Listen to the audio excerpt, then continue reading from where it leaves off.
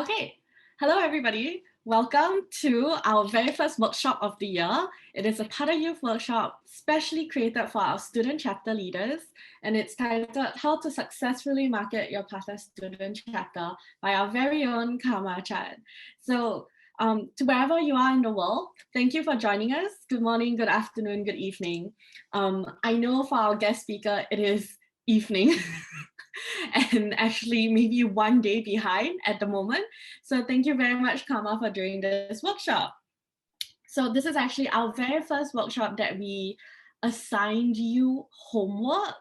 And we're very pleased to note that all of you have actually submitted your homework and been very diligent about it. So thank you very much for turning up on time, for submitting the homework, committing to this workshop, and just being here together with us today. Because we have so many student chapters from all around the world today. And you guys really embody the spirit of Pada Youth by simply being active in this industry, by attending webinars and workshops like these. And because all of you who are here, you guys are constantly striving for improvement of yourself and the industry as well. You guys are ultimately building a better future, not just for yourself, but also for the entire tourism industry. So Pada Youth is really proud of you, and we are here to support you and your student chapters and help you guys make the best out of this entire journey that you're going to take together with Pada and the student chapter. So that's it from me. I forgot to introduce myself, but I hope you already know I'm Alethea. I'm the Pada Youth Ambassador. Hi. I want to invite everyone to turn on their cameras and join us today for the workshop. And I'm going to take this opportunity right now to introduce Kama, who is our guest speaker for this workshop today. She is Pata's social media manager, and she is a dear friend and a very strong supporter of the youth. She actually has a very long, highly involved relationship with Pata already. She has been our former content creator and editor. She has been our former intern associate. She has also been our former Pata student chapter member. In fact, she was part of the original gang that kickstarted the Pata Canada Vancouver Capilano University student chapter. And I cannot thank her enough for her contributions to Pata and its youth community overall. Kama is currently based in Vancouver, Canada. Having researched elephant-based tourism for her Master of Science, she is currently working to get her findings published and is nurturing a travel tech startup. So, ladies and gentlemen, please welcome the one and only Kama Chan. Thank you, Ali. That's a very nice welcome. It's so lovely to see all of your faces. Well, some of you have turned on your cameras, but it's okay if you don't want to. It's just a good way to interact with everyone since we can't travel to meet face to face. So we are just taking all of the networking opportunities that we can get. So I do recognize some of you. I've met some of you in person in all over the world, and some of you I recognize your names from either interacting on social media or I've just seen your names around. So I do look forward to meeting all of you guys at some point in the future. So one thing that we are trying to encourage for this workshop is participation. So whoever participates the most, either by typing it into the message area below or even just speaking up, we are paying attention, and we actually have the Pada Youth intern just keeping an eye open. So whoever interacts the most will get recognized. And this recognition will be a very, very exclusive LinkedIn recommendation through the PATA headquarters social media account. So if that is something you would like to receive, please do participate. Okay, so without further ado, we will just share my screen. Okay, can everybody see this properly? I will just assume that is a yes. one second. I'm just gonna make sure. Okay, great. So, as you know, today's workshop is called How to Market or Successfully Market Your PATA Student Chapter. And this is based Sorry, on you have Bangkok time. to make it full screen, Oh, enter full screen. presentation mode. Okay, there we go. Yeah. Okay, there we go. So now that it is full screen, we can start. So just some of the topics that we'll be going over today. We'll quickly introduce myself, although Ali has done a very wonderful job of that already. And then we'll go into topics related to student chapter marketing. And social media marketing is a very important part of marketing your student chapter. And then we'll dive into marketing friendly writing, and then we'll just review homework, and then we'll wrap up with a Q&A. So the introduction for myself, I have my Master of Science and I also receive a Bachelor of Tourism Management. I currently work at PATA as the social media manager. I'm based in Vancouver, just this bottom left dot over here. I'm not sure if you guys have been to Canada, but we have, I believe, 8 time zones. So it's a very, very big country. I've lived on 3 continents, ranging from -45 degrees Celsius to 35 degrees Celsius, ranging from 1,500 people to 10.54 million people. But the reason that we are speaking today is because you would like to learn about tourism, hospitality, and marketing. So I think that it's a great opportunity to be part of a workshop like this and to be part of the youth community because, as you can see, having so many former positions within the PATA youth community means that there are ways to build your own professional career. So take all the opportunities you can get, and we'll see you sometime in the future through the PATA youth community. So let's talk a little bit about student chapter marketing. One really important thing to ask yourself before you do any marketing is to just think a little bit about your audience. So, some of you are more familiar with marketing than others. So, for those of you who have not done any student chapter marketing yet, you want to sit back and ask yourself, who are you trying to reach with your marketing efforts? Does your target audience even know who you are? And for those who already have something for their marketing programs, are you targeting your audience too broadly or too narrowly? So, for example, are you sending your messages that are trying to do too much? For example, reaching outside of your community and trying to think global? Or are you going too narrow and you're thinking only about the students who are already part of your student chapter? So, those are just some questions to think about first before you do anything at all with your marketing efforts.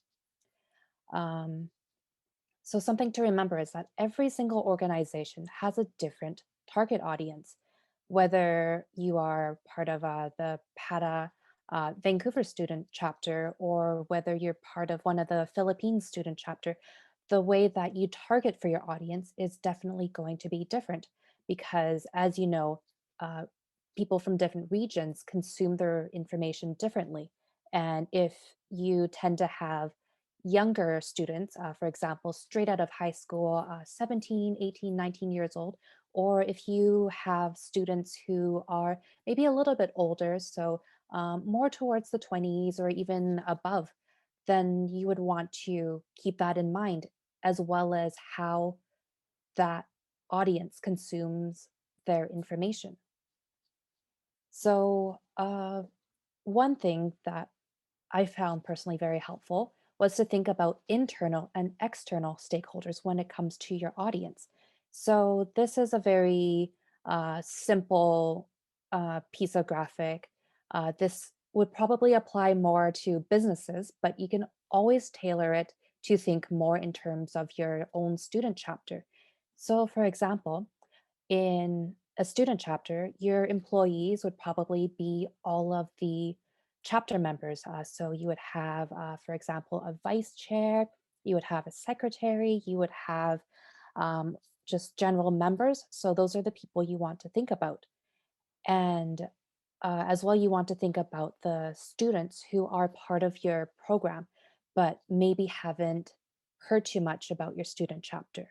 And you also want to think about um, people outside of the student chapter as well. So, who would be the community members? So, maybe the community members would be students from, let's say, the faculty of graphic design or something like that, or the science department. So you would think to yourself, okay, is there something that we could partner with them in the future for, such as like a joint event, or if you think that you could partner with them for let's say to organize a workshop together, to do a beach cleanup together, etc. And you want to also think about the rest of the society, such as um, when my group of colleagues at the student chapter I was at first thought about creating a podcast, we were thinking, okay, how can we share the information that we know with the rest of the community? So that would be more about just people in the Vancouver area, people in the provincial area, even people in the greater international tourism community. So those are some very important things to think about. So now I would like to switch this to give you guys a chance to think about this. So can somebody please tell me, for example, who would be or an internal stakeholder? You can either type this or you can just yell it out loud. We'll just take a moment to take a look.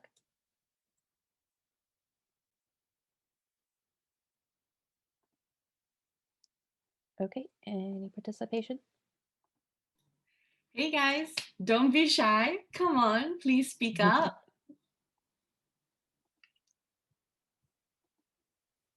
Okay.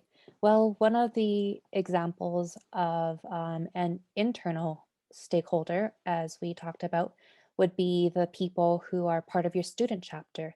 For example, if you're trying to recruit students, you would want to target maybe first year students who are just coming into the program. So that would be definitely one example. So let's try this again. Can anybody think of an external stakeholder?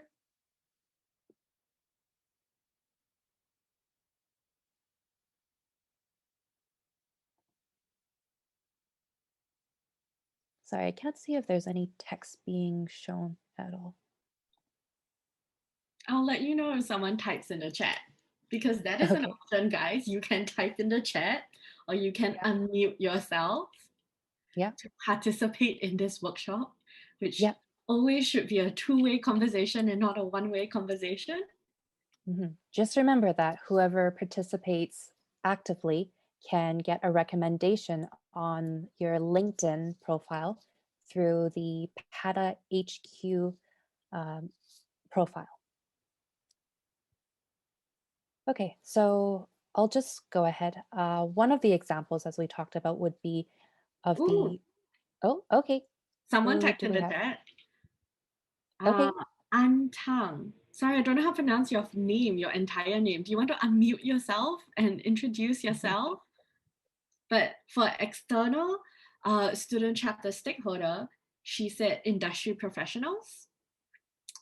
Okay, Um, yes, definitely. yeah. Okay, and then maybe Ali, you can help me by reading this out because it's a little bit hard to switch back and forth. Okay, no problem. Also, other answers are pouring in. So Anne said, Anne from, I think, Vietnam said industry professionals. Brenda from Malaysia said other students in the universities beside your student chapter members. And Rika, who I think is from the Philippines, said other students outside your university as well. Definitely. Nicole, who's from the Philippines, said for internal, you have all these stakeholders like the program chairs, teachers, organization members, and for external, you actually have other PATA student chapters um, and the other societies that are in your schools. So yeah. Yes, yes, absolutely. So, another great thing about the audience is that just because you're communicating to them doesn't mean that they can't do anything back to you because it goes both ways for sure. So while you can help to promote to them or even promoting them, they can help to promote you, such as outside businesses. If you ever need them to help you with fundraising, if you ever need them to help with providing prizes, or even jobs in the future. So they are definitely very important people to keep in mind. So um, that is a very good exercise in just thinking about your stakeholders. Okay, so we'll just go ahead now to the message part of marketing your student chapter. So, whenever you do any kind of writing, you have to think about the purpose of what you're writing. And in this case, it's marketing rather than writing an essay. So, you always have to think to yourself, is there an easier way to communicate what you're trying to say? And also whether your message encourages others to keep reading, because unlike an essay, it's not a professor or an instructor who is looking for, I don't know, 1,000 words or 2,000 words. They are people who are just like yourself, just students or members of the community who probably have very busy schedules. So you need to find a way to get them to stop what they are doing and take a few minutes out of their day to read your message. So, one way to do this is to write very concisely. So I'll read the sentence out here. Despite the fact that young people prefer traveling for unique experiences more than the older generations, shopping continues to remain an important part of tourism. So that can very easily be shortened to something that's more readable, where people can just take a look at it and then they understand. Because when you have fewer words, you can convey your message so much easier. And this could be shortened down to something as simple as young people enjoy experiential travel. However, shopping is still a big part of tourism. And maybe we'll try one more time with an exercise. I would like you guys to try and see how you can write this message more clearly. Maybe as you're listening, you can start writing. So this message would be: the wonderful students in our PATA student chapter were generous enough to spend their Saturdays and Sundays teaching youngsters how to sort recyclable and compostable waste materials at a local daycare center. So how would you guys turn this into a more concise message? We'll just maybe take a minute and a half just to see what you guys have to say. And if Ali, you're able to read them out loud, that would be great too. Yeah. So please rewrite this message in a more clear and concise way and put your concise message in the chat box. We will have 1.5 minutes. Karma, do you want me to play like cafe music? Oh, how about you? Do you want to sing a song? No, It's okay. I don't want to too sing a song either. distracting. That would be too Yeah, yeah. We can have karaoke night on a different day. Yeah, how would online karaoke go? That would be interesting. I wonder if there would be enough interest for online karaoke. That would be very fun, though, if we had a PATA Youth karaoke night. Mm, that sounds fun. Maybe we could get one of the student chapters here to organize it for us. Might as well just turn that into a full-on dance party.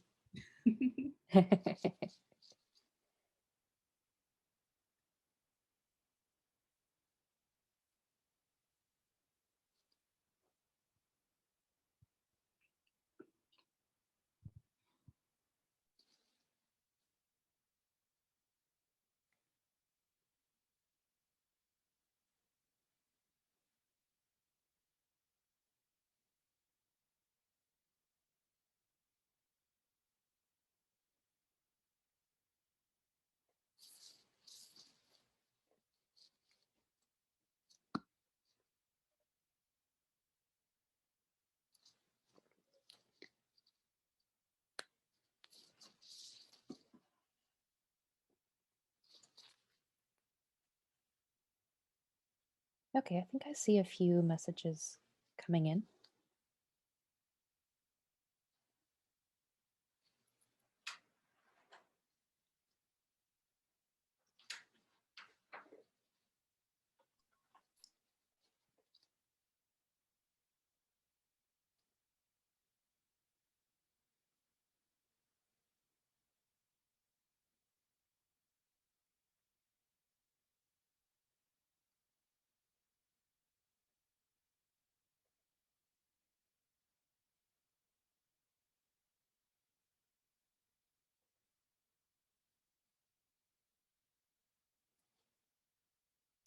So we have 3 answers so far.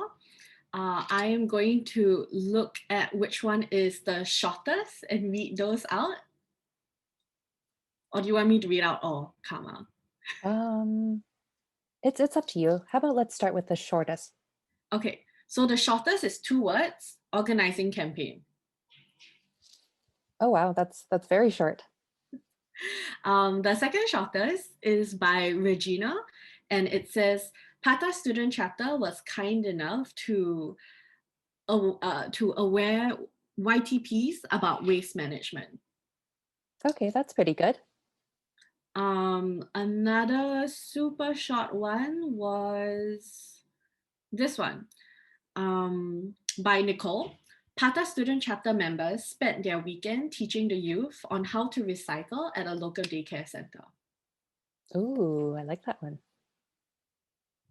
Um, Another one by Hina from Japan is our Pata Student Chapter taught youngsters about recycling and compostable waste materials last weekend. Sounds pretty good too. Okay, how about one more and then we'll move on.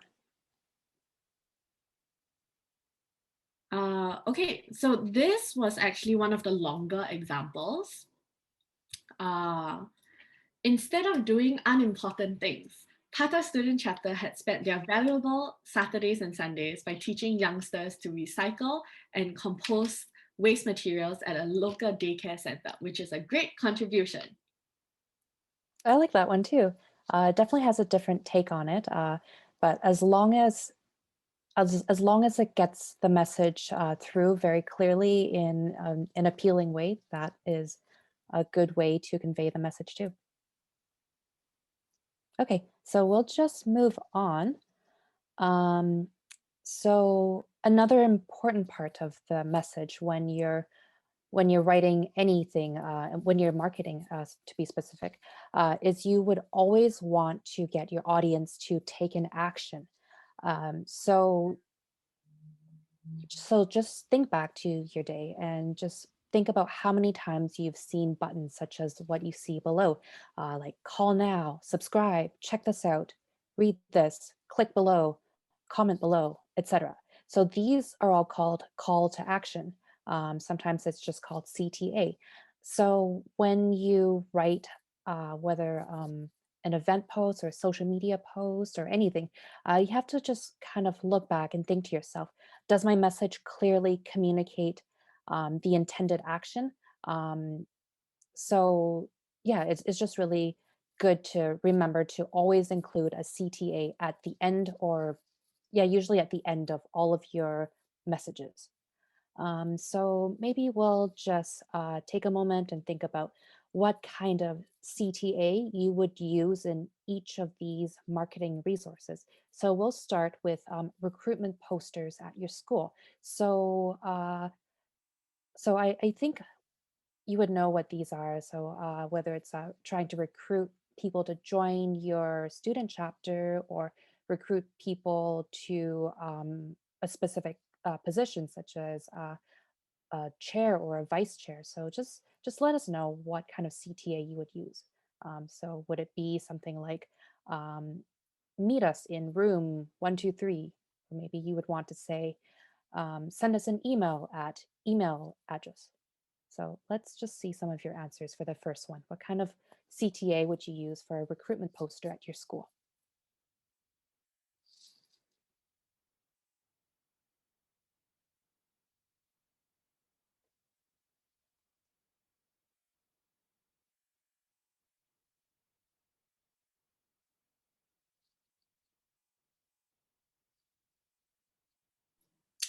Gamma, is a call to action always in a button or can it be not in a button? It does not have to be a button at all. Sometimes you'll see at the bottom of your social media post, it would say something like, click here to read so and so. Or you could say, comment below to tell us what you think of so and so.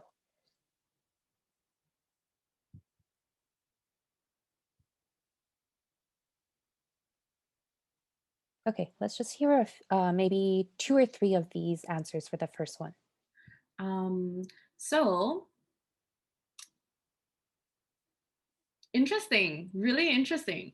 Uh, of course, we have the very uh, well known sign up with the link provided from Nicole from the Philippines, but we also have barcode scanning from Brenda or a QR code from Anne and Julia. Okay, that's a very unique direction. I didn't even think about that when I first wrote this, but definitely QR codes could be a way to go, and all sorts of barcodes. Yeah, definitely. Okay, so what about the second one? You're sending a digital invitation to an upcoming in-person event. How would you write your call to action in this case?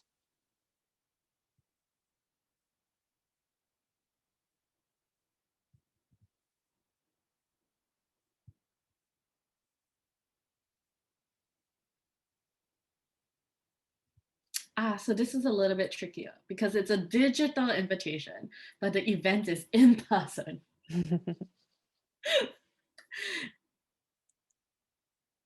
Just keeping everybody on their toes.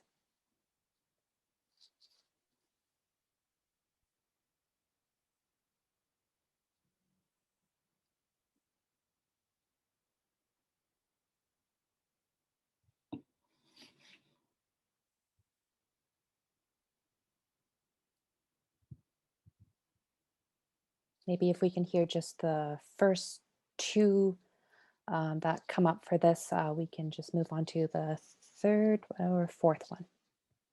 And then if anybody is already thinking ahead to the third or fourth one, maybe you can write 3 and then dash and then your CTA for that one, or 4 dash and then your CTA for that one as well.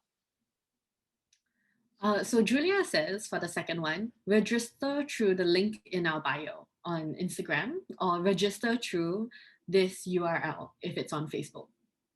Okay, definitely. Those are very good classic examples of CTAs for this example.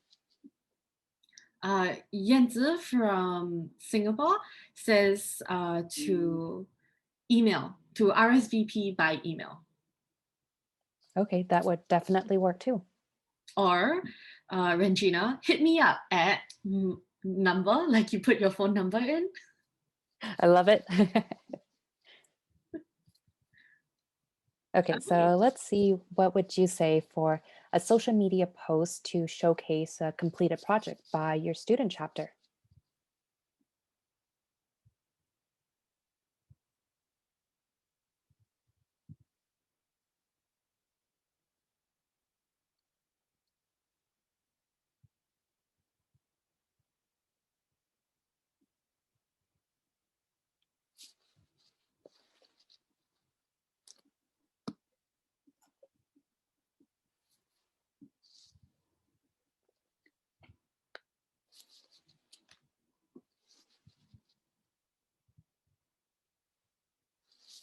Okay, so I love this. Vanessa and Regina both say, please swipe up. Or to see more photos of the program, swipe up. I love it. Clearly people who have been on Instagram super long.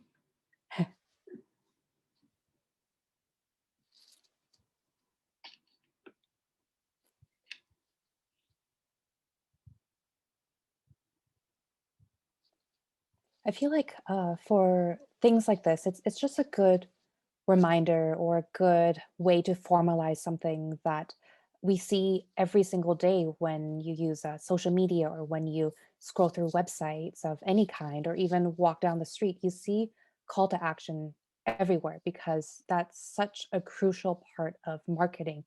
that you probably see it and you just don't think about it, or you don't even recognize what kind of name there is to it. But we definitely see so many examples every single day. So maybe we'll just hear one or two of the website update about a new web or a new video interview series.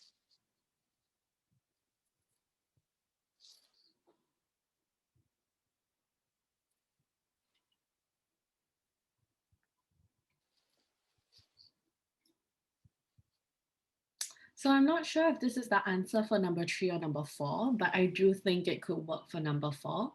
It's from Nicole. See the pictures down below and the video link below for the compilation of our program. So I think, Nicole, if you made that a little bit more concise, it would work very well as a call to action. Yes, it's definitely a good start. Okay, we'll just maybe wait a couple more seconds, see if anybody else has another CTA for the last one, and then we'll just move on.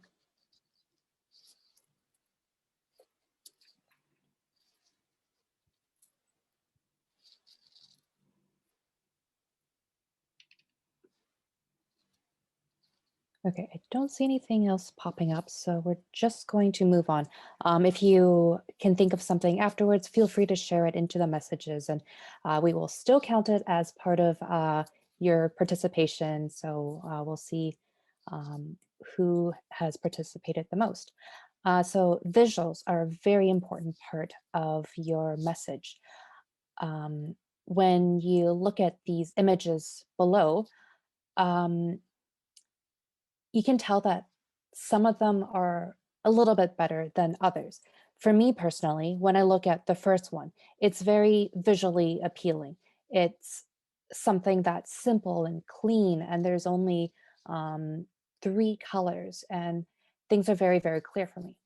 And then the second one, just in the middle, when I look at it, it literally gives me a little bit of a headache. No offense to whoever designed this, but it for me, it doesn't really encourage me to continue reading it for more information.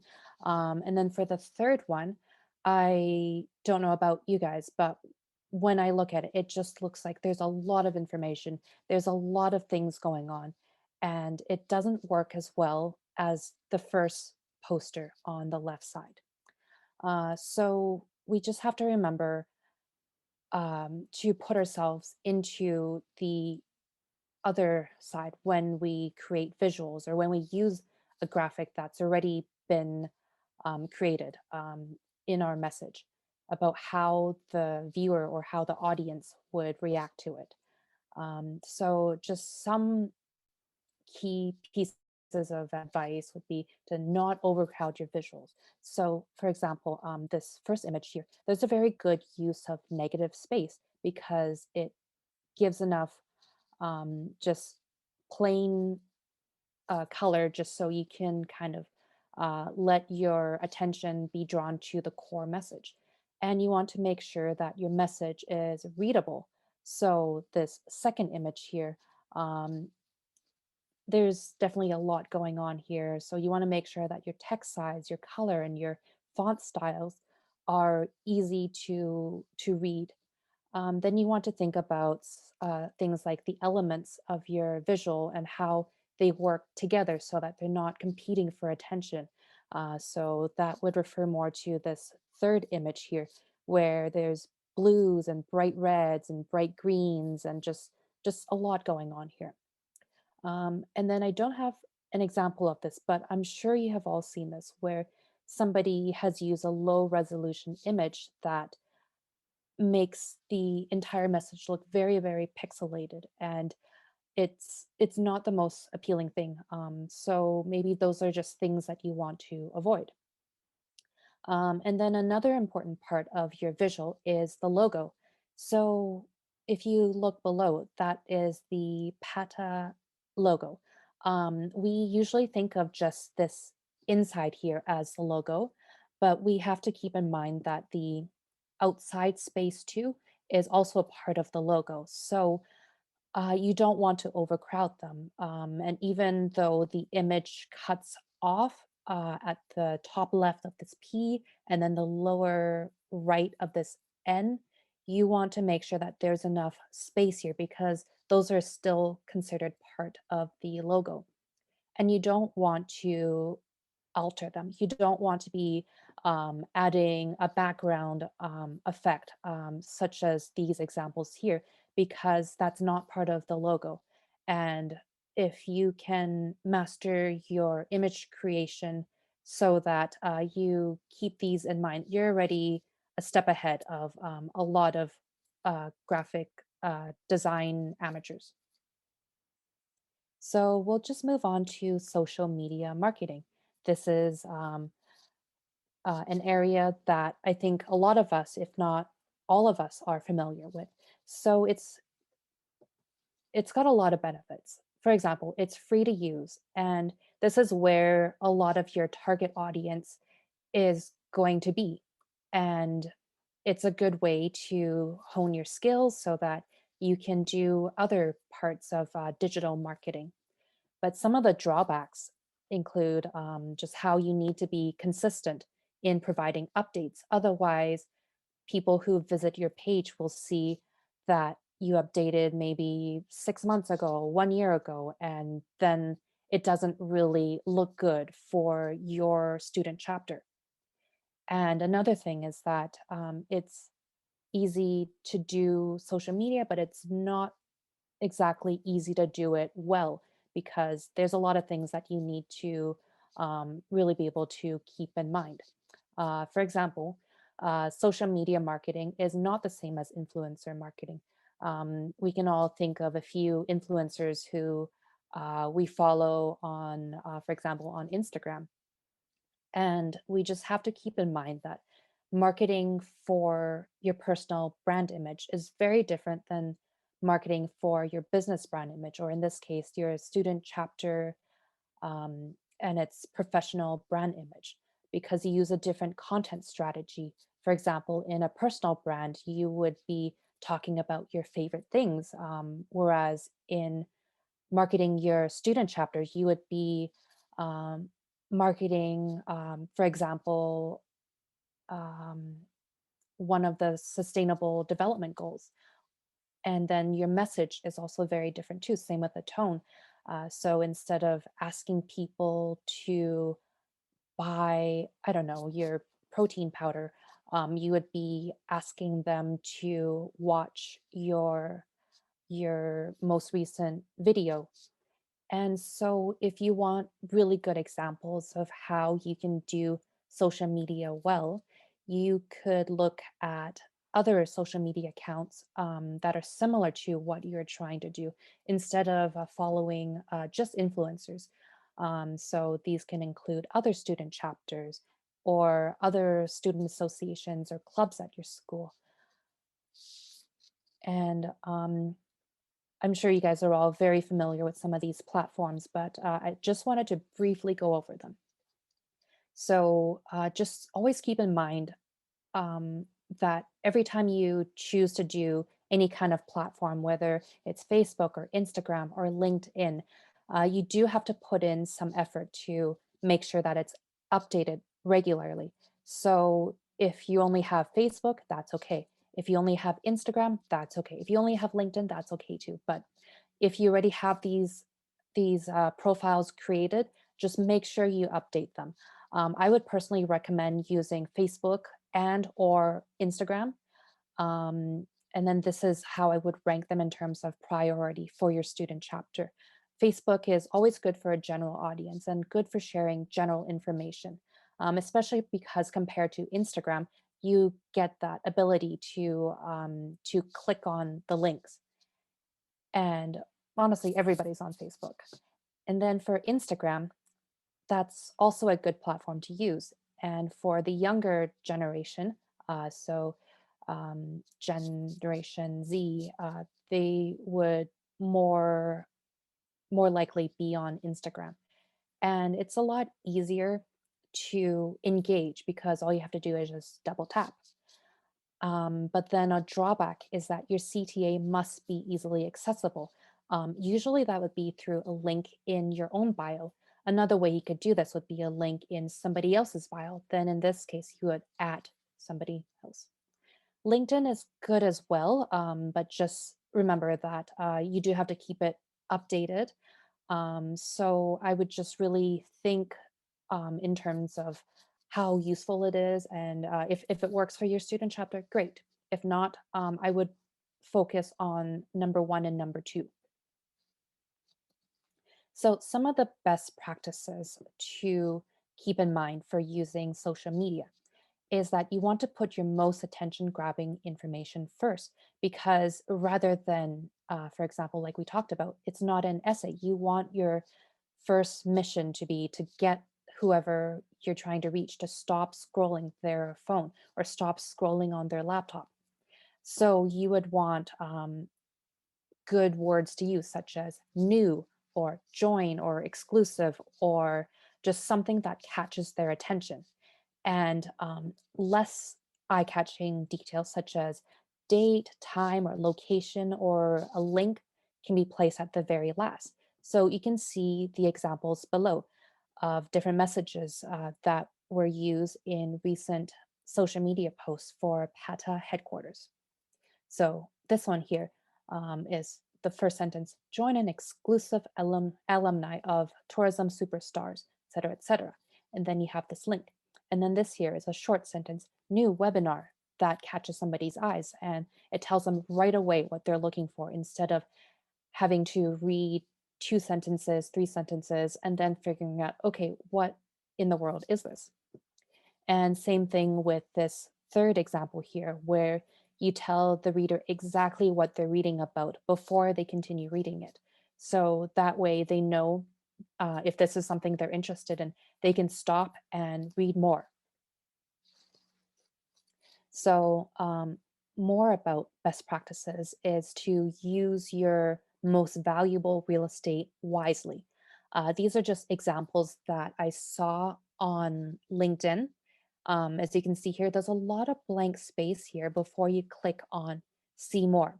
You want to use this as much as you can. And the first one, for example, it only uses, actually they're both pretty similar.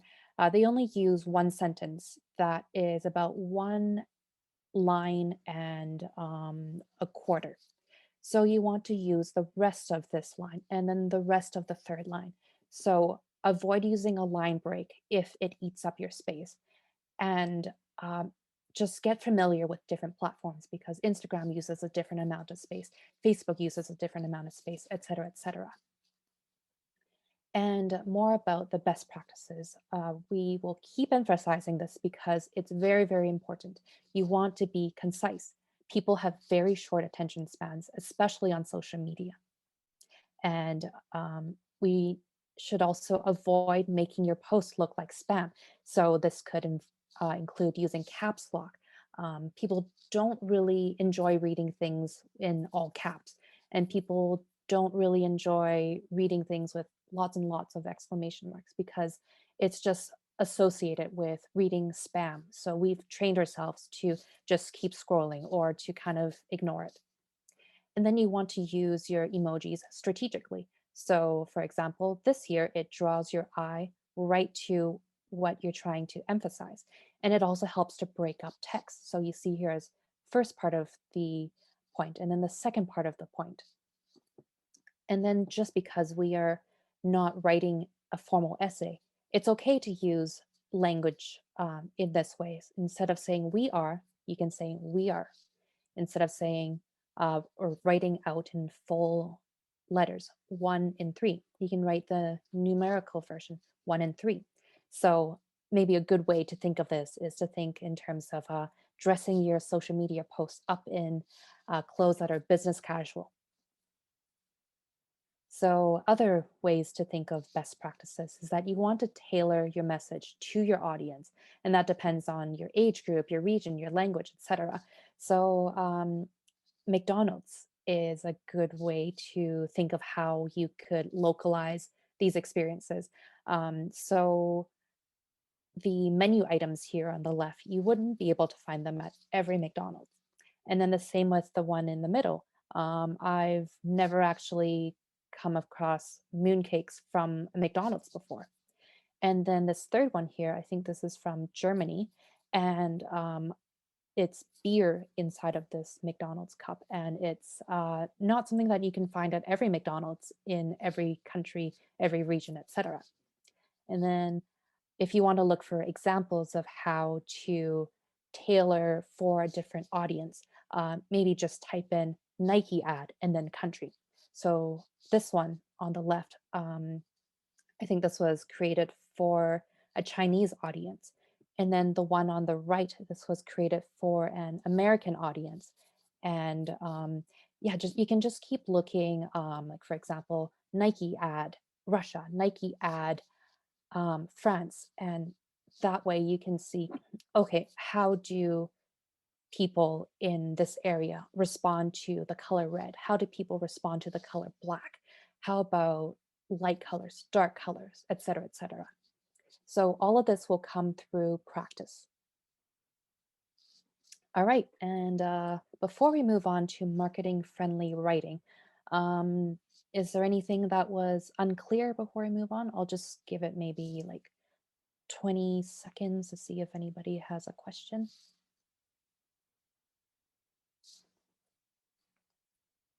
Okay, I don't think that was 20 seconds, but I'm just going to move on. So when you write for marketing, you have to remember it's not an essay. You want to keep it concise. I know we've said that a few times already. And you want to make your information very easy to find. So some of the key things that you want to make sure is easy to locate for an event would be date, time, location. If this is for a page you want them to visit, make sure that you even include a link at the bottom or maybe even at the top, if that makes sense. And it's okay if you write it 2 times, that's fine.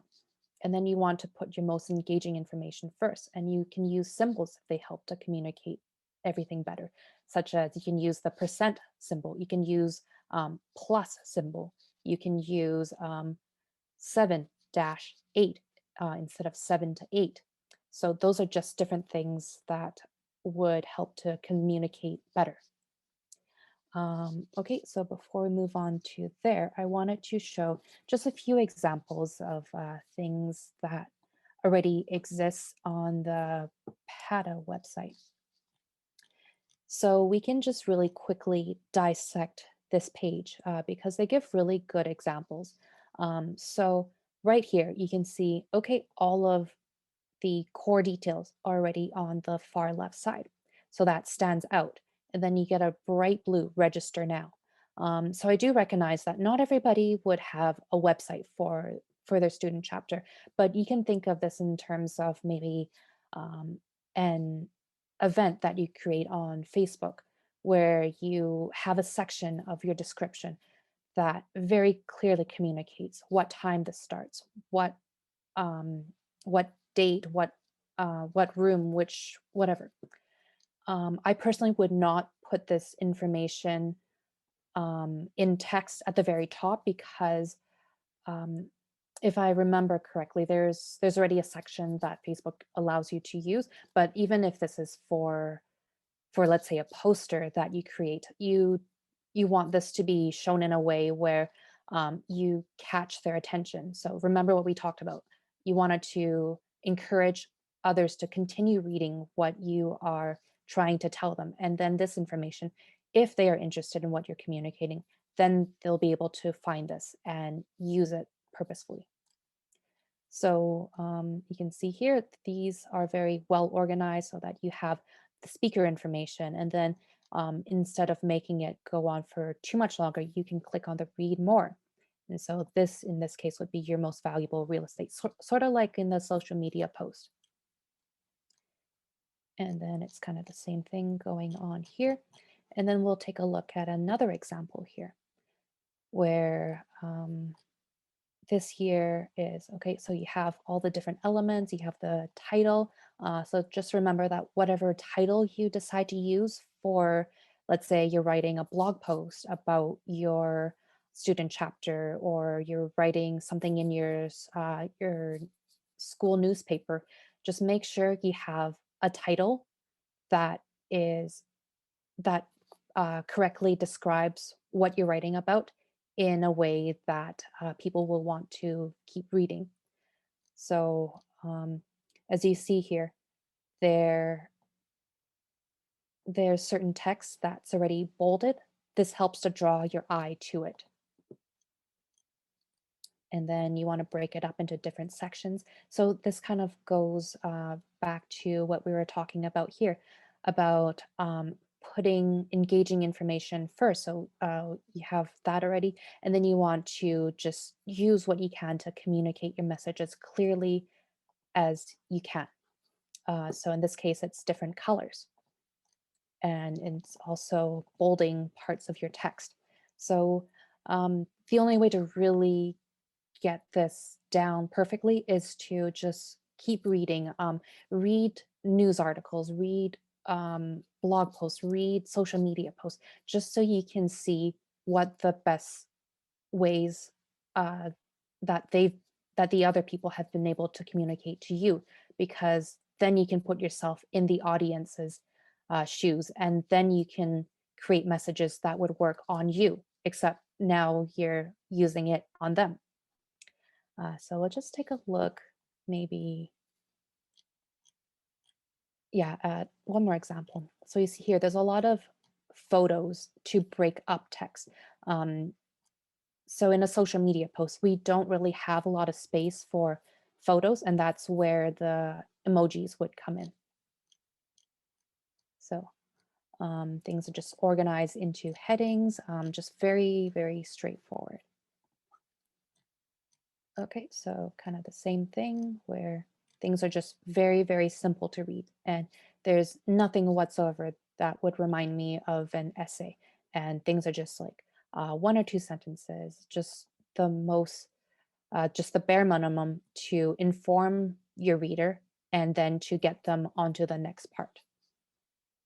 All right, so moving on.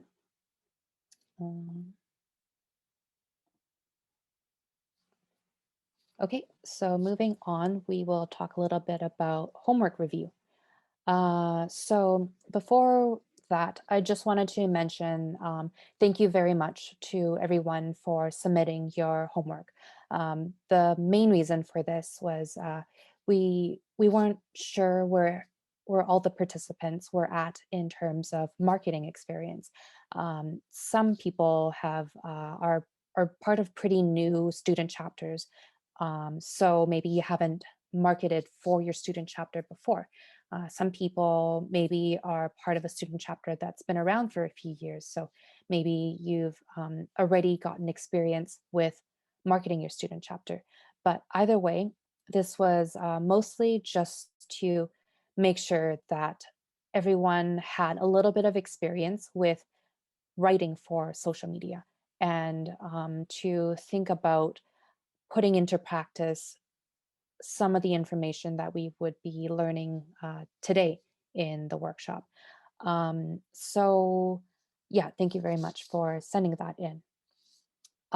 So, before we go on to this exercise, I just want to make sure that so we are going to be giving a little bit of feedback, but please don't take anything personally whatsoever, because we're all in this to learn.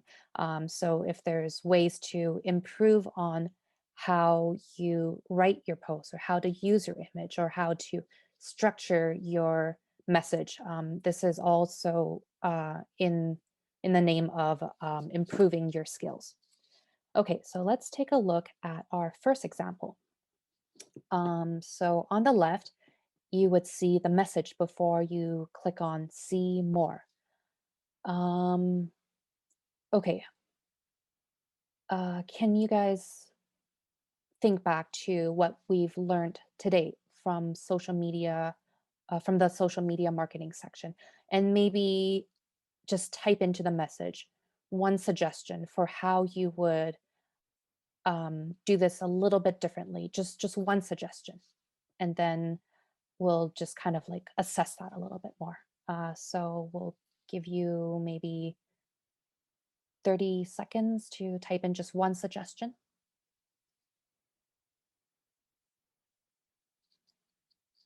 And then Ali, if you can maybe you just read 2 or 3, that would be great.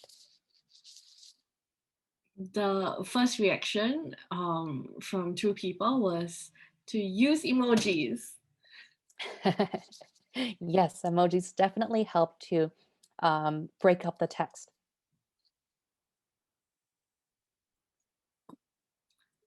Someone suggested to bold the keywords. Can you do that on Facebook? Um,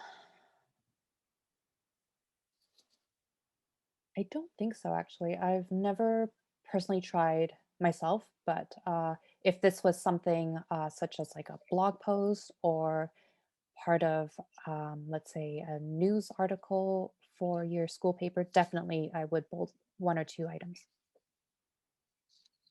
Other suggestions are reduce exclamation marks or use the phrase new event. Okay, Or yeah, definitely. yeah, or make the message shorter, simplify the sentences, use emojis. Yeah, so there's a lot. And then someone also said add a call to action after let's register. Yes, definitely. Oh, I'm so happy to see that you guys are picking up what you've learned today. Those are definitely ways to improve your message and make it very strong. Um, so people who are scrolling down their news feed will stop reading, or stop scrolling so that they can read your message and then take the action that you want them to. Okay, let's take a look at the next example. So, what would be something you'd do to improve upon this example here? Can we see some in the message, please?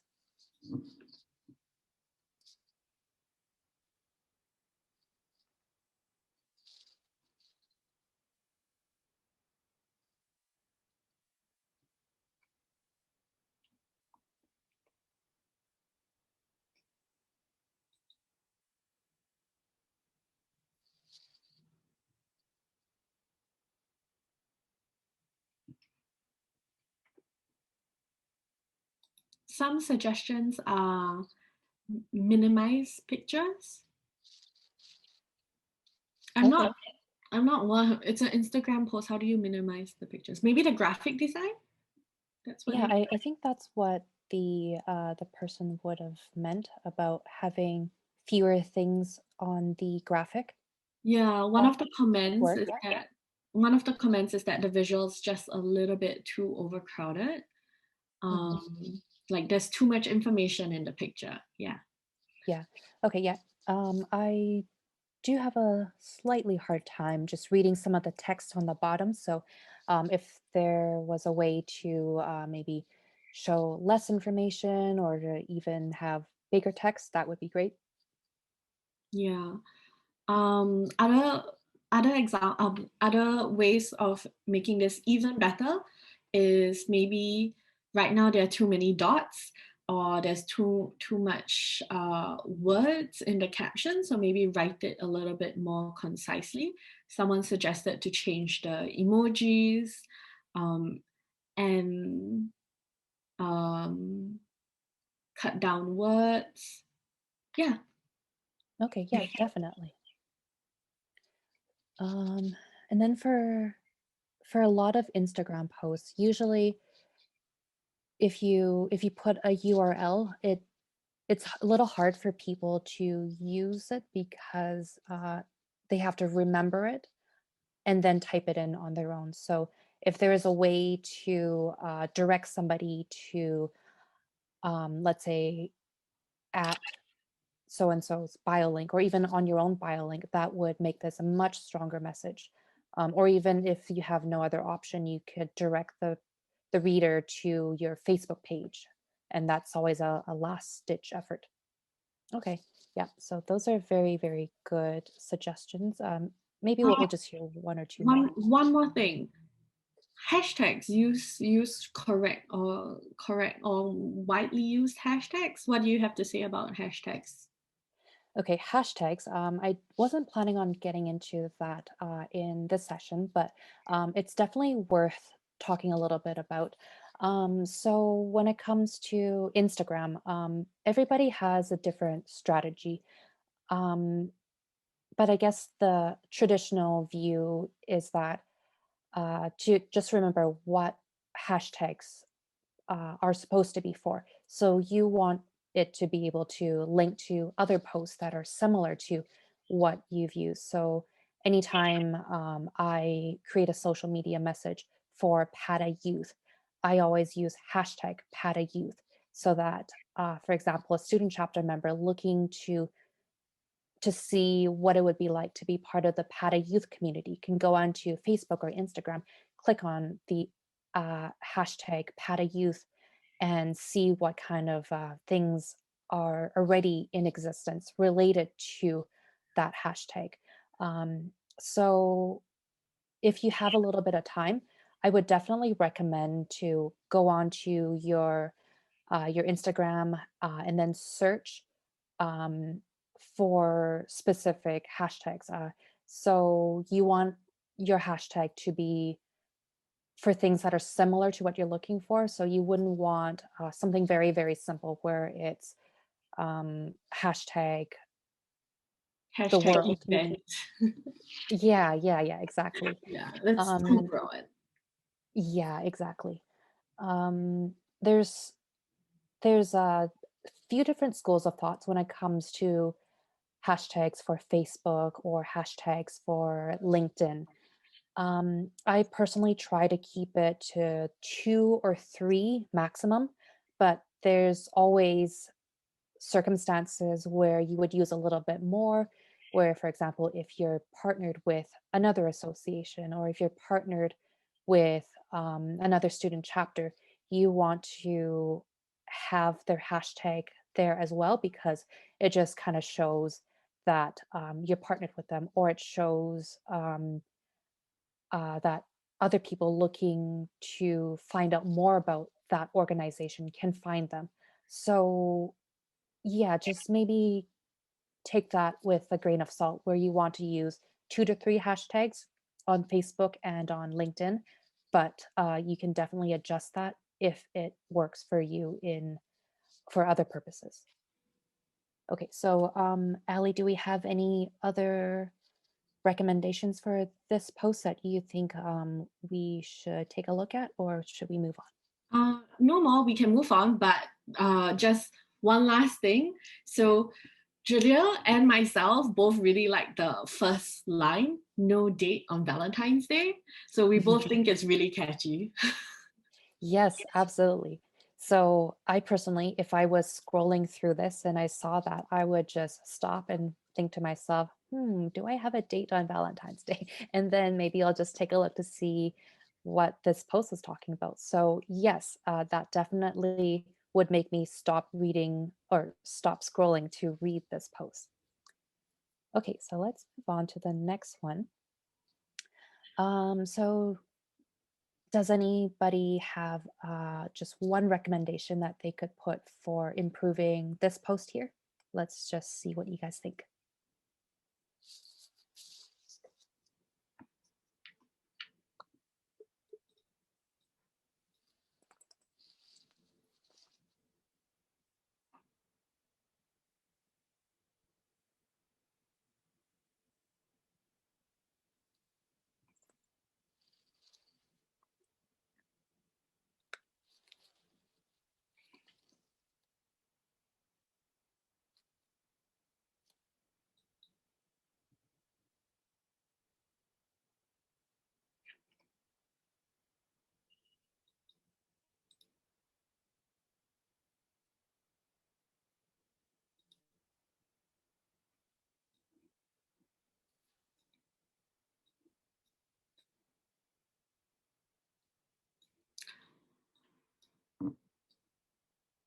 So of course, for our first two suggestions have rolled in.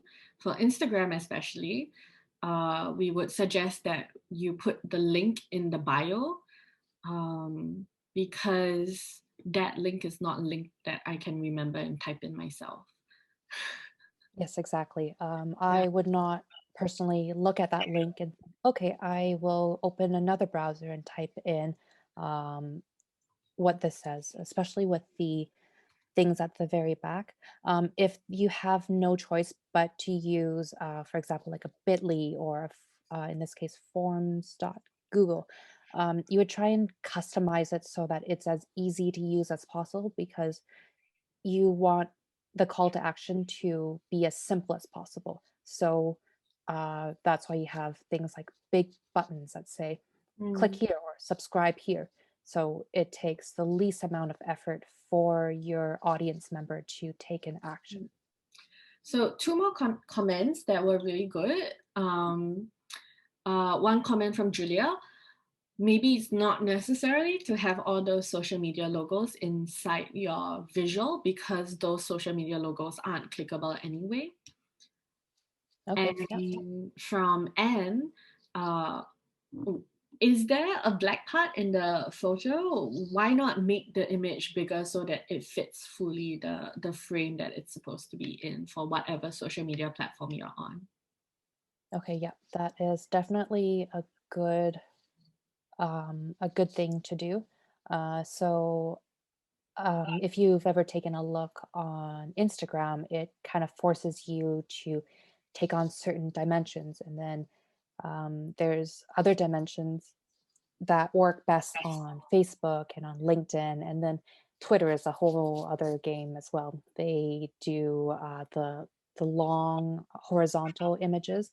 So if you have the resources, definitely try and crop your image or to just slightly adjust your image. There's a lot of free resources out there, such as Canva, canva.com.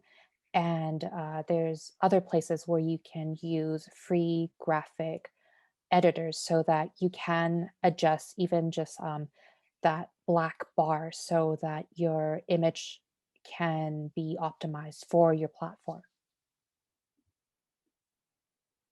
I also will say it was really useful for me during my digital marketing days to Google what are the sizes of each, what are the best sizes for each graphic on different social media platforms. Because the best size for Facebook is actually different from Instagram, which is different from Twitter, which is different from LinkedIn. Um, and so, because each platform requires a different size image, I wanted to know the exact size. And to do that, you can actually Google, and there are all these resources out there that tell you exactly what size you need to make your marketing image in. Yes, absolutely. And to make it even more challenging, these platforms like to change their dimensions once every so often. So what works today might not work in 6 months. So that's definitely something to just kind of keep in mind. So do you see now what I meant about how it's easy to do social media, but it's not necessarily easy to do it well? Okay, do we have maybe one or two more suggestions before we move on? No, I think we can move on now. Okay, great. Okay, so for homework option two, thank you for everyone who did option number two. Um, I I will actually go through each and every single one of them and give you your individual feedback, and then send you what I would personally do through email over the next few days because um, it is definitely worthwhile to improve business writing, anytime you write, for marketing. I'm just thinking, Ali, should we have a place where others can view it too, or should we just do over email? Sorry, I probably should have thought about this before. Maybe We can compile everything maybe into a PDF and send it to all our workshop participants at the end when you're ready, just so that for homework option two, people can kind of get a sense and everyone can learn together. Yeah. yes, yes, absolutely. Yeah, I would definitely would have liked to have focused a little bit more if we had more time on how to do really good business writing because it's a very good skill to have. And you don't necessarily learn it in school because we learn a lot about essays, we learn a lot about the formal writing, but Mhm. marketing and business writing is different because you wouldn't read things in the same way as if you're reading a research article. So, definitely. Okay, so we will make sure to compile everything and send it to all of our attendees. Okay, so now that kind of concludes our workshop, and I would like to take the next few minutes to answer any questions that might have come up during this workshop. So I'll stop sharing my screen right now so I can actually read any messages, or if you want to speak, it would be really nice to hear some of your voices too. Because at the end of the day, this is our opportunity to network, right? Okay, so I'll stop sharing. Thank you so much, Karma, for that amazing workshop. I think you really did dive into digital marketing for smaller organizations like student chapters in a way that was very useful and very, very practical for our student chapter leaders. I actually learned things as well as a digital marketer myself, and it's always good to like have a refresh. A refresh on certain tips and tricks as well, because social media just constantly keeps changing as well. You always, as a digital marketer, you always have to keep up with it.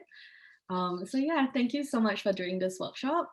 To everyone, if you have any questions, or even if it's not just a question, maybe it's a comment on something that you really enjoyed learning today, we're very happy to just open up the discussion a little bit and talk. So we have the next 15 minutes to do that. Um, and yeah, please join me in thanking Karma as well. Oh, of course. I mean, this is how I started my tourism career. So I would definitely have benefited from something like this. And so I'm just glad that other students or other PATA youth are able to pick up something important from this workshop. So I'll just very quickly type in my email address here.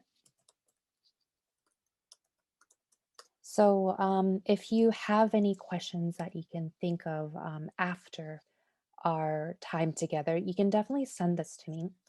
Send your questions to me. Maybe just in the subject, put something clearly like PATA youth, and then so I know what uh, the email is about. I get a few hundred emails a day, so it would help with sorting through. Okay, so one question: how would you tackle marketing posts to make them accessible for those with disabilities? That is a very, very good question. Thank you so much for asking this. Some examples I've seen on social media would be you know how there's always a graphic, or usually a graphic to accompany the text part of the post. Sometimes I see people just write a description of what that image is. So, for example, if I were to take a screenshot of what's on my screen right now, I would write a caption as um, Zoom call with students across the world. So that's one way to do it. And then if you want to make it more friendly for people with, let's say, um, hearing disabilities, then I would definitely create videos with the subtitles so that people who have difficulties with hearing can follow along as well. I think YouTube now has the feature where it automatically generates it, or if you want to use another resource to make it easy for you, there's another one. Let me just quickly look up the link. Okay, so there's another resource that you can use. I'll just type in the link right here. It's Otter, tenure.ai. So this is a place where you can upload your video or upload your audio, and it will automatically generate subtitles for you or a transcript for you.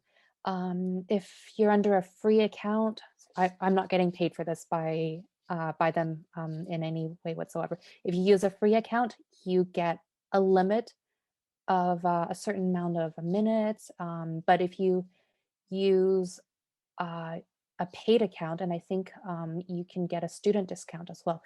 There's a much higher limit, so definitely consider using that. Just looking here.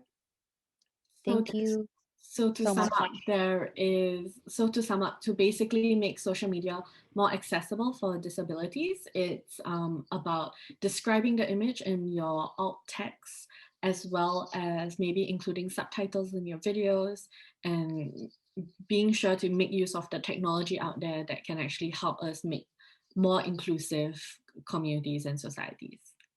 Yeah. Yes, thank you very much for summarizing that, Ali. So Uh, we do have one question that came in from Luke Manuel. I think this is from Indonesia. A lot of local people don't like to read, and how then can we increase insight to them through social media? so this, I would go back to thinking about your audience. So if it was me, I would just think, okay, who am I trying to target as a student chapter? If I'm trying to reach people who don't enjoy reading, is it because they're from the general community of, I don't know, maybe older people or people who use different languages? And then I would just think to myself, is is digital a good way of reaching them in the first place, or if they're even part of my audience? And if it turns out that they are part of the audience, then I would just think about different ways, such as using videos or using um, like recordings of some sort, or even if you want to use a lot of images in what you're trying to communicate. So if you have more examples of how you would want to apply this, I could definitely try and give you an answer. But yeah, definitely, reading doesn't have to be the end all if that is part of the audience that you're trying to reach. Oh, thank you guys so much for all of these lovely messages. Yes, I've definitely enjoyed sharing these insights with you. And thank you so much for taking the time to attend this workshop. We do have one more question asking for tips and tricks for video posts. Okay, so just off the top of my head, I'll share some best practices. So the trend is moving towards short videos. You would um, maybe a good way to describe this is just make this friendly for Instagram. So Instagram uses videos under 1 minute for the main part of the post. So in general, that would be my own maximum for this kind of content, because it would have to be a very amazing video for me to sit still for 2, 3 minutes to watch it from start to finish. Um, and then you would also want this to be telling a story. So they do call it visual storytelling for a reason. You want there to be a start, middle, and an end. So how would you want somebody to market a video to you? You want this to be exciting. You want, or if that's what you're going for, you want this to catch your attention so that you stop scrolling. So maybe at the very beginning, you have just a message to describe exactly what they're about to watch. So maybe it's just something saying, um, 10 tricks or 10 tips for how to tie your shoelaces, and then that stops whoever is scrolling so that they watch this. Or if you want to do something very different. So thinking back to the video that my own student chapter created for winning our first ever award. We use stop animation, or I forget what the name is. Stop motion. Oh my gosh, this is embarrassing. But anyway, we use Stop motion stop. animation, yeah. Exactly. Sorry, I just had So a it's little bit like of a brain one fart. frame by one frame. Exactly. Nice. So that was how we decided to stop people from whatever they were doing so that they could watch the whole video. So you just want something that catches everyone's attention. And then you want the next action to encourage people to watch the next action, which encourages them to watch the next action. So as long as you keep that principle in mind, that would be really helpful for making your video more highly viewed. So there's a question. Our student chapter mainly uses Japanese in our events or SNS. However, we sometimes share our SNS account to other student chapter members, like when we meet them at PAS. Should we write not only in Japanese, but also in English to make others easy to understand what we do in Japan? Okay, so let me think about this for a moment. So this would probably go back to that first topic we talked about, which was about audience. So you would, as a student chapter, just kind of think about what you're trying to do with your marketing efforts. Are you trying to engage with students in your school or local community, or are you trying to um, maybe engage with the wider community? And so if you find that there are benefits to connecting with students outside, then yes, definitely you want to be accessible to non-Japanese readers. Something that I've seen uh, over the past few years would be an English version and then a Japanese or a second language version of the same post. So, for example, if this was on Facebook, you could have your image, and then the first sentence could say something like uh, bracket English below, and then you would continue with the Japanese version of your content. And then at the very bottom, that's when you would have your English version.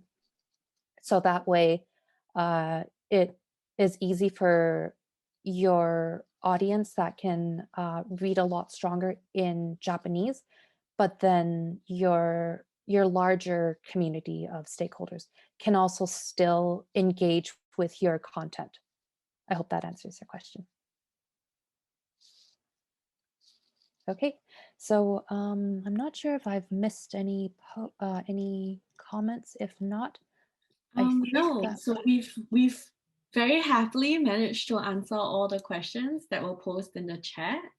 If you and we have come to the end of our workshop. It has been a very fruitful 1.5 hours with you, Karma. Thank you for teaching us so much in such an easily digestible way as well. We're really grateful for your time and attention. Um, shall we do a group photo? okay, sure. Just before that, I will make sure that the slides we looked at today can be sent to all of your emails that you registered for this workshop through, so that you have a copy for your own reference. Okay. And I believe we would be sending an email to whoever participated most actively as well, right? Yes.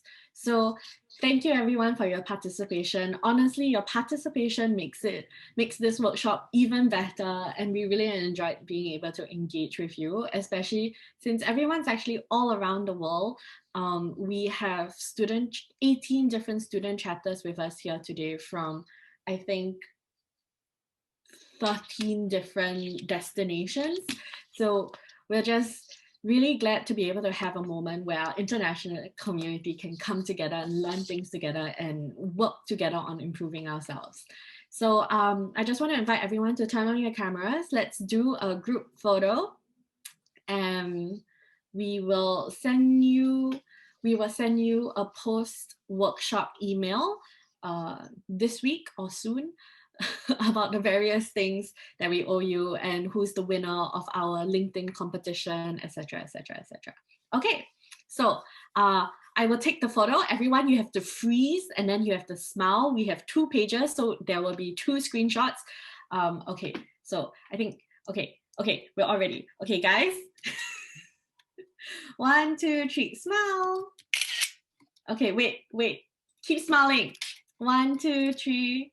1, 2, 3, smile. Okay, wait, one more time. Let me make my screen full screen. How do I do that? I don't know.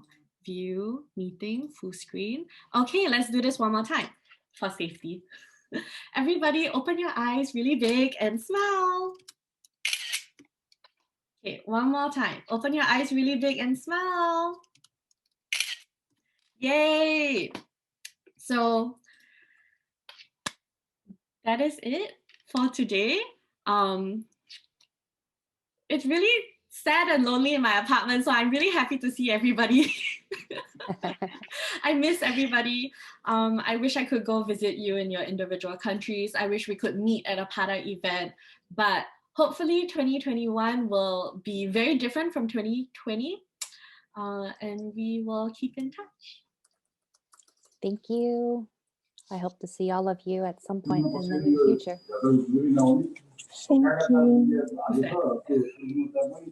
you. Okay, so everyone, if you have questions, our emails are in the chat, karma@pata.org. And yeah, we will see you soon. Thank you very much for a really good workshop.